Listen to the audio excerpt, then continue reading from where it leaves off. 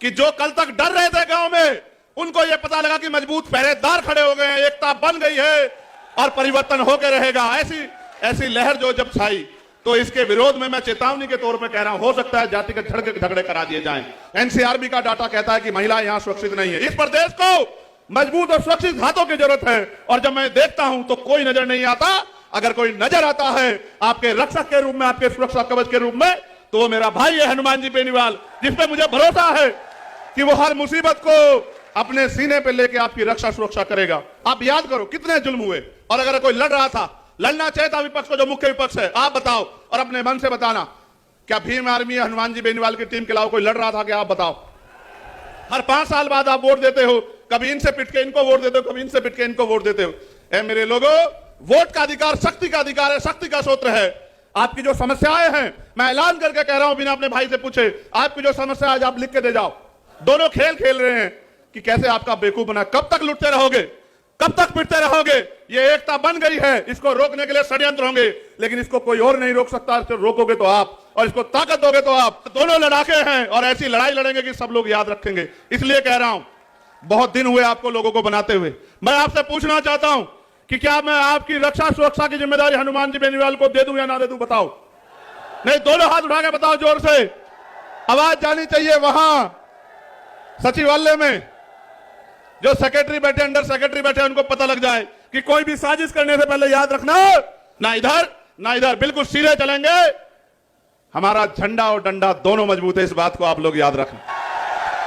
मैं मंच के लोगों से पूछना चाहता हूं, क्या मैं ये कहूं कि आए इस प्रदेश के होने वाले मुख्यमंत्री हनुमान जी बेनीवाल है? बताओ, क्या आप इस पर सहमत है? तो दोनों हाथ उठा के स्वागत और समर्थन करो। 3 तारीख का दिन होगा और मेरा जन्मदिन है, और उस जन्मदिन के दिन जब रिजल्ट्स आएंगे,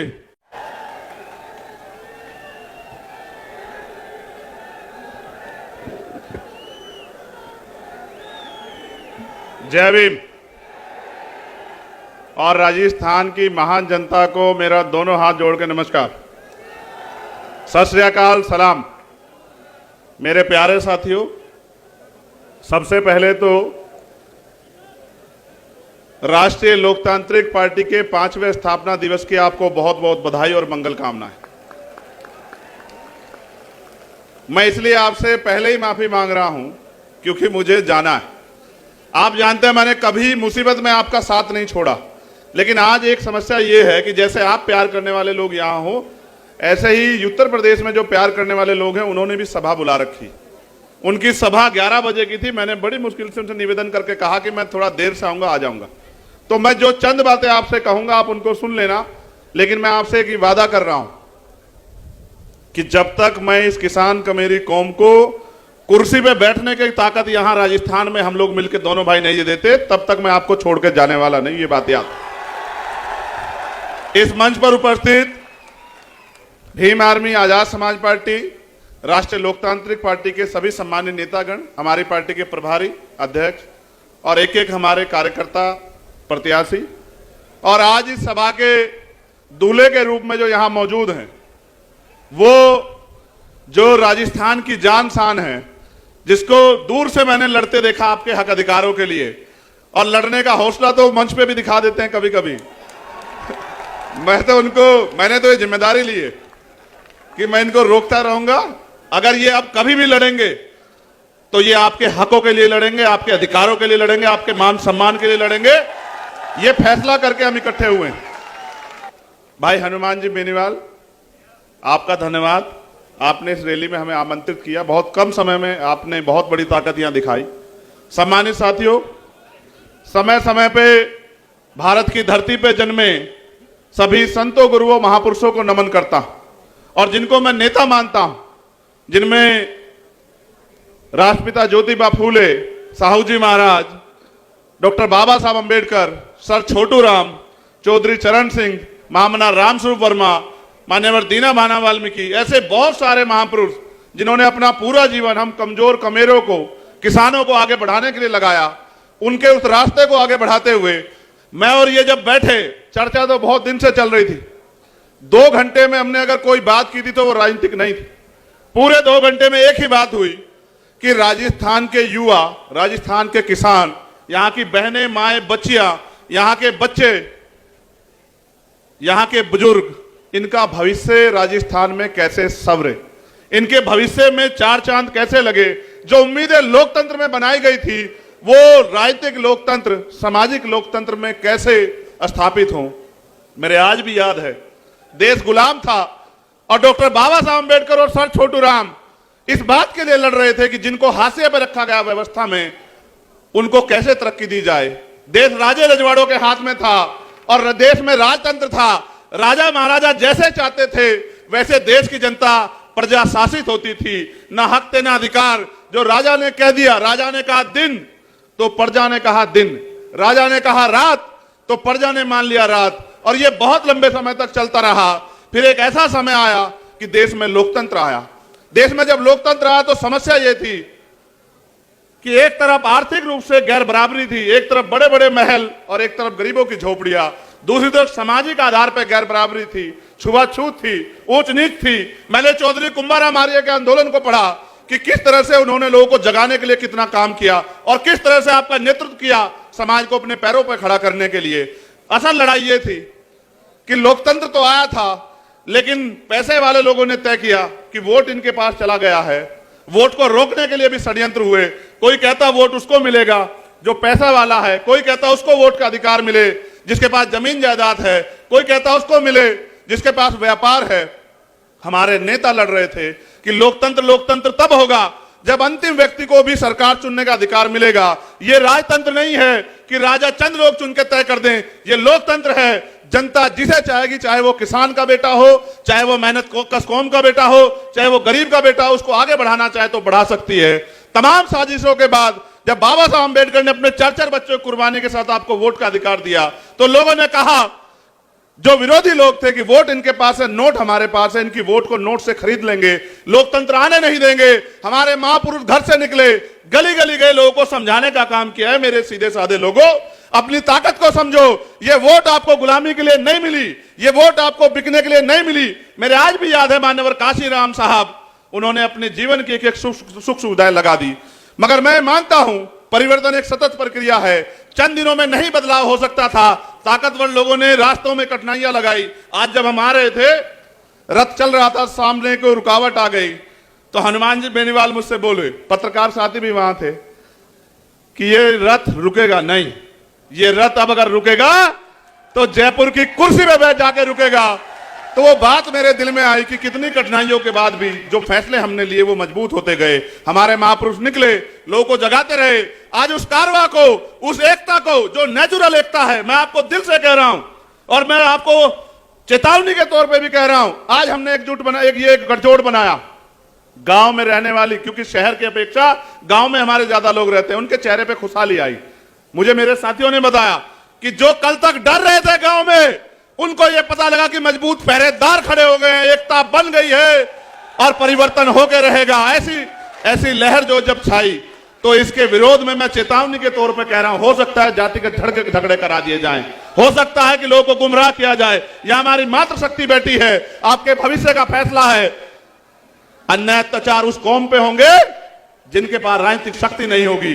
और मैं नौजवानों से कहना चाहता हूं, अगर अपना उचित भविष्य चाहते हो, रोजगार चाहते हो, 90 लाख वोटर हो आप लोग राजस्थान में, जो नौजवान है, जो फैसला करेगा कि कुर्सी पे कौन बैठेगा, मैं उन सबको कहना चाहता हूं। मैं एक नौजवान हूं, बेरोजगारी के दर्द को समझता हूं और यह भी समझता हूं कि किस तरह माँ बाप अपने बच्चे का पेट काट काट के आगे बढ़ाते, जमीन पे गिरवी रखे। और किसान का मेरी कौम से आता तो जानता हूं, हमारे तो सारे रास्ते बंद कर दिए। हमारे लोग आर्मी में चले जाते थे तो अग्निवीर बना के हमारा फ्यूचर खत्म कर दिया। पुलिस में और फोर्स में जाते थे, भर्तियां बंद है। और जो भर्तियां होती है, पेपर लीक होता है, सामूहिक बस में बैठ के बिना सत्ता के संरक्षण में नहीं हो सकता। महंगाई बेरोजगारी ने कमर तोड़ दी है। और आपको जान के आश्चर्य होगा मेरे लोगों, एनसीआरबी का डाटा कहता है कि महिलाएं यहां सुरक्षित नहीं है। इस प्रदेश को मजबूत और सुरक्षित हाथों की जरूरत है। और जब मैं देखता हूं तो कोई नजर नहीं आता। अगर कोई नजर आता है आपके रक्षक के रूप में, आपके सुरक्षा कवच के रूप में, तो वो मेरा भाई है हनुमान जी बेनीवाल, जिसपे मुझे भरोसा है कि वो हर मुसीबत को अपने सीने पे लेके आपकी रक्षा सुरक्षा करेगा। और इसी बात के साथ हम इकट्ठा हुए कि 80 लाख लोग वो जिन्होंने भारतीय जनता पार्टी कांग्रेस के खिलाफ वोट किया, और 90 लाख नया वोटर। और हम गली गली जाएंगे। आज भले मेरे पास समय कम हो, लेकिन रोज समय कम नहीं रहेगा। मैं आपकी गली गली ढाणी ढाणी आऊंगा आपको जगाने के लिए, और आपसे निवेदन करूंगा, मेरे लोगों, अगर चाहते हो कि नासिर जुनैद के साथ जो हुआ, असगर के साथ जो हुआ, ऐसा ही मीना जी के साथ जो हुआ, अगर चाहते हो इस सरकार को, पीसी सरकार को देखो, जो आपसे कहेंगे कि बीजेपी के नाम पे हमें वोट दो, बीजेपी आ जाएगी। आप याद करो, इंद्र मेघवाल, जितेंद्र मेघवाल, ओम प्रकाश रायगर, तुलाराम गुजर, बहन तोलाराम गुजर, आप याद करो कितने जुल्म हुए। और अगर कोई लड़ रहा था, लड़ना चाहिए था विपक्ष को, जो मुख्य विपक्ष है, आप बताओ और अपने मन से बताना, क्या भीम आर्मी या हनुमान जी बेनीवाल की टीम के अलावा कोई लड़ रहा था? क्या आप बताओ, क्यों नहीं लड़ रहा था? क्या हमारी वोट की कोई वैल्यू नहीं है? मैं आपसे कहना चाहता हूं, आपने लोकतंत्र आने के बाद अपनी शक्ति को नहीं समझा। आपने लोकतंत्र आने के बाद इन लोगों पे भरोसा किया। हर 5 साल बाद आप वोट देते हो, कभी इनसे पिट के इनको वोट देते हो, कभी इनसे पिट के इनको वोट देते हो। ए मेरे लोगों, वोट का अधिकार शक्ति का अधिकार है, शक्ति का सूत्र है। आपकी जो समस्याएं हैं, मैं ऐलान करके कह रहा हूं, बिना अपने भाई से पूछे, आपकी जो समस्या आज आप लिख के दे जाओ। मैं पूरे राजस्थान के वासियों से कहना चाहता हूं, अपनी समस्याओं को लिख के दे जाओ। ये तुमसे झूठे मैनिफेस्टो लेके आते हैं, रोजी रोटी के लिए वोट नहीं है। रोजी रोटी तो मेहनत कष्टों में कमा के खा ही लेते हैं। हमने तो वो भी दिन देखे कि बहुत सारे लोग, मैं राजस्थान की बात करूं तो ये मेरी बात जान लो, आपकी जो समस्या उनको लिख के दे जाओ, उसी का मैनिफेस्टो बना देंगे और 6 महीने में एक आपकी मांग पूरी करके दिखा देंगे। आप मेरी बात को याद रखना, ये राजस्थान है। इतने सरकारें बनी, क्या पीने के लिए साफ पानी की व्यवस्था, मीठे पानी की व्यवस्था कराई तुम्हारे लिए? ईआरसीपी का से आपको लाभ मिलता, 13 जिलों को मिला के आपको लाभ। दोनों खेल खेल रहे हैं कि कैसे आपका बेवकूफ बना। कब तक लुटते रहोगे? कब तक पिटते रहोगे? ये एकता बन गई है, इसको रोकने के लिए षड्यंत्र होंगे, लेकिन इसको कोई और नहीं रोक सकता। रोकोगे तो आप, और इसको ताकत दोगे तो आप। जितनी ताकत में आज आप यहां आए हो, आज से लड़ाई शुरू हुई है, खत्म नहीं हुई। आज के बाद आपको करना यह है कि आपको गांव गांव जाना है, इस एकता का बिगुल बजाना है, अपनी एकता की ताकत दिखाना है, और अपने कमजोर भाइयों के हाथ पकड़ के उनको यह विश्वास दिलाना है कि बहुत हुआ, बहुत दिन अलग अलग रहे, अलग अलग होकर सताए जाते रहे। अब समय बदल गया है, ऊपर वालों ने हाथ मिला लिया है, तो नीचे वाले भी हाथ मिला के एकता बना लें। और फिर मैं ये कहता हूं कि एक ऐसा सूरज निकलेगा। समय कम ना होता तो मैं आपको बहुत कुछ सुनाता, मगर मैं आपको वादे के तौर पर कह रहा हूं, मैं 1 लाख लोगों में भी वही बात कहता हूं और 10 लोगों में भी वही बात कहता हूं। वोट का अधिकार आपकी तरक्की तय करेगा। अगर आप चाहते हो कि नौजवान ठगे जाएं, पेपर लीक हो, भर्तियों में घोटाले हो, महिलाएं सुरक्षित हो, ये महिलाएं नहीं है, ये हमारे घर का सम्मान है, ये हमारी बहन बेटियां हैं। हम तो किसान कमेरे के औलादे, हम जानते हैं, हमने सीखा है देश के बॉर्डर पे देश की रक्षा करना और घर गांव क्षेत्र में अपनी बहनों के मान सम्मान की रक्षा करना। लेकिन आपने देखा किस तरह से जुल्म जाति बढ़ रही है। उसको बढ़ने का एकमात्र कारण है कि सत्ता के संरक्षण में अपराधी फल फूल रहे हैं, और कोई नहीं चाहता कि परिवर्तन हो। जो स्थापित लोग हैं वो नहीं चाहते, जनता चाहती है परिवर्तन हो, और जनता ये चाहती है कि कोई किसान का बेटा, कोई मेहनत करने वाला बेटा यहां जयपुर की कुर्सी पे बैठे। आपसे मैं पूछना चाहता हूं कि जयपुर की कुर्सी पे अगर आपके बीच का व्यक्ति बैठेगा तो क्या आपको किसी के लिए किसी के आगे हाथ फैलाना पड़ेगा? आप खुद ही सोचो, जिसने बिना पावर के आपके लिए इतने लड़ाई लड़ी हो, अगर उसके हाथ में राजनीतिक ताकत होगी तो क्या होगा?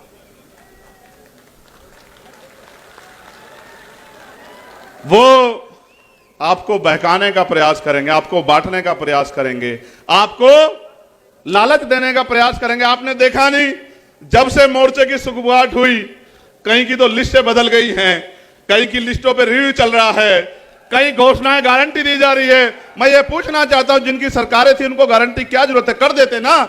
अगर आप नहीं कर सकते, ये मौका दे के देखो हमारे भाई को, फिर आप बताना आपका 5 साल का काम और 6 महीने में जो करेंगे, इतिहास याद रखेगा कि किसी बहादुर ने ताकत संभाली है। इसको, इस बहादुरी को आगे बढ़ाओ, गांव गांव गली गली जाके इस एकता को बनाओ। ये नीला और पीला एकजुट होके आगे बढ़े। एक और षड्यंत्र होगा, मैं अपने सीनियर लोगों को कहना चाहता हूं। मीडिया के लोगों ने कहा, इसलिए मैं हनुमान जी बेनीवाल का और उनके साथियों का ध्यान आकर्षित करूंगा। वो कहते हैं दलित और जाट का गठबंधन हुआ है। झूठ। दलित और जाट तो इसके पिलर हैं। वो तो अपने कंधे में बिठा के इस प्रदेश की सत्ता तक हनुमान जी बेनीवाल को लाने वाले हैं। वो तो इसके पिलर हैं। लेकिन ये असल गठबंधन हर पीड़ित का है, कमजोर का है। ये झूठी बातें मत करो बांटने वाली। ये किसान कमेरों का उस सोच का गठबंधन है जिस सोच से परिवर्तन होगा। अगर ना आता लोकतंत्र, ना होते अवसर, आपकी गलियों में कोई नहीं आता मेरे लोगों, आपसे बात कोई नहीं करता। ये वोट का अधिकार है जो आपके पास लोगों को खींच के लाता। इस बार दूरी कर दो उनसे जो आपके अधिकारों से दूरी जाते हैं। लोकतंत्र खतरे में है, लेकिन बचाएगा कौन? ये जो नीले झंडे वाले हैं, ये जो किसान कमेरों के बेटे, मैं पूछना चाहता हूं कि अगर भारतीय संविधान खतरे में है तो ये स्थापित दल तो यही क्यों खतरे में आया? क्योंकि उनको फर्क नहीं पड़ता कि गरीब की जिंदगी में उजाला कैसे आएगा। अगर वास्तविकता में चाहते हो, ये आज के ये सिर्फ विधानसभा का अलायंस नहीं है, हमने तय किया है कि उत्तर भारत में हम इस अलायंस को लेके जाएंगे। और इसका प्रशिक्षण बताता हूं, मीडिया के लोग एनालिसिस कर लेना। उत्तर प्रदेश के खतौली में एक सीट पड़ती है जो 3 बार से भारतीय जनता पार्टी जीतती आई, 3 बार से, और वो कहते हैं हमारी घर की सीट है। और मीडिया ने भी कहा इसको हरा नहीं सकते। जब हमने वहां किसान कमेरों का गठजोड़ बनाया तो 22,500 से हरा के भेजा भारतीय जनता पार्टी को, 22,500 से। क्योंकि हम काम करना जानते हैं और हम ये भी जानते हैं कि लड़ाई कैसे लड़नी है, और हम ये भी जानते हैं कि किसको कैसे तैयार करना है। मैं मानता हूं कि हम दोनों की ताकतें एक जैसी हैं, दोनों भाइयों की। कहते हैं संघर्षों के साए में घनघोर जवानी पलती है और इतिहास उधर झुक जाता है जिस ओर जवानी चलती। मैं इनको रोकता रहूंगा सिर्फ इसलिए कि कहीं कोई किसी साजिश के शिकार ना हो जाए। ये आदमी मन से बड़ा सच्चा है, गुस्सा इसलिए करता है। क्रिकेट अगर देखोगे तो समझ आएगा, जो ऑलराउंडर होता है ना वो सारी पिच पे घूमता फिरता है कि कहीं से टीम कमजोर ना पड़ जाए, इसलिए अपने लोग को डांटता है और मन से डांटता है, प्यार करता है, वैसे नहीं डांटता। और अब तो आपकी टीम पे 2-2 ऑलराउंडर है, 2-2 ऑलराउंडर है आपकी टीम पे, और दोनों लड़ाके हैं और ऐसी लड़ाई लड़ेंगे कि सब लोग याद रखेंगे। इसलिए कह रहा हूं, बहुत दिन हुए आपको लोगों को बनाते हुए। मैं आपसे पूछना चाहता हूं कि क्या मैं आपकी रक्षा सुरक्षा की जिम्मेदारी हनुमान जी बेनीवाल को दे दूं या ना दे दूं? बताओ। नहीं, दोनों हाथ उठा के बताओ, जोर से आवाज जानी चाहिए। वहां सचिवालय में जो सेक्रेटरी बैठे, अंडर सेक्रेटरी बैठे, उनको पता लग जाए कि कोई भी साजिश करने से पहले याद रखना कि एक ऐसा विकल्प बन रहा है जो राजस्थान की तकदीर तो बदलेगा, लेकिन राजस्थान की तकदीर और राजस्थान के नौजवानों के सपने कुचलने वालों को भी सबक सिखाने का काम करेगा। इसलिए मैं आपसे कहना चाहता हूं, मैं आपकी हर रैली में आऊंगा, खूब मेहनत करेंगे और जो भी पीड़ित है, शोषित है, उसकी लड़ाई लड़ेंगे। और असल मजा तब आएगा जब राजनीतिक शक्ति आपके हाथ में आएगी, फिर ना कोई पेपर लीक होगा। मैं तो पर्सनल एक एक्सपीरियंस बताता हूं। मेरे पिताजी प्राइमरी स्कूल के हेडमास्टर थे। जब वो बीमार हुए, मैं बहुत सारे अस्पतालों में लेके उनको घूमा, और मैं ईमानदारी से कह रहा हूं, अगर मेरे पास पैसे होते तो मैं अपने पिता को बचा लेता यार। इस देश में गरीबों की कोई इज्जत नहीं है, ना ही उनकी जिंदगी किसी को परवाह। और फिर मैंने तय किया कि मैं अपने पिता को नहीं बचा पाया, लेकिन मैं प्रयास करूंगा संघर्ष करके अपने साथियों के साथ कि किसी और के पिता को, किसी की बहन को, मां को अच्छा इलाज ना मिलने कारण मरने ना दूं। मैं बहुत कुछ सह के देख के आया। जब मैं ये लड़ाई लड़ने गया तो मुझे उठा के जेल में बंद कर दिया। 16 महीने में जेल में रहा। एक एक रात मैंने इस उम्मीद के साथ काटी कि जब मुझे अवसर मिलेगा काम करने का तो फिर मैं जो मेरे दिल में दर्द है उसको करके दिखाऊंगा। और ये लड़ाई चलती रहेगी। आज तो शुरुआत हुई है, आने वाला कल सुनहरा होगा। मेरे इस बात को आप वो कर लो, गिठा बांध लो कि ये प्राकृतिक गठबंधन राजस्थान के भविष्य का फैसला करेगा। लेकिन इसको धार तब मिलेगी जब आप अपनी जिम्मेदारी उठाओ। क्या आप अपनी जिम्मेदारी उठाने के लिए तैयार हो? क्या आप इस एकता को गांव में जाने के लिए तैयार हो? आज तो मीडिया के लोग बड़ा वो आपका प्रचार करेंगे, लेकिन रोज नहीं करेंगे। क्या आप अपनी पार्टियों के, अपने अलायंस का प्रचार करने के लिए तैयार हो? क्या आप गली गली जाके लोगों को सिखाने समझाने के लिए तैयार हो? देखो, जब राजतंत्र था तलवारों से फैसले होते थे, अब लोकतंत्र है, आपको अंगूठा अपने अलायंस के पक्ष में दबाने के लिए तैयार करना है। और एक बार ये कलम की ताकत दे के देखो बस, फिर देखना कि किस तरह आपके भविष्य के फैसले आपके पक्ष में होते हैं। तो मैंने आपसे कहा अपनी समस्याओं का एक एफिडेविट बना के दे जाना। उस एफिडेविट को 6 महीने में पूरा कराएंगे अगर आपने जिम्मेदारी से काम किया। ये मेरा आपसे वादा। बहुत बहुत धन्यवाद।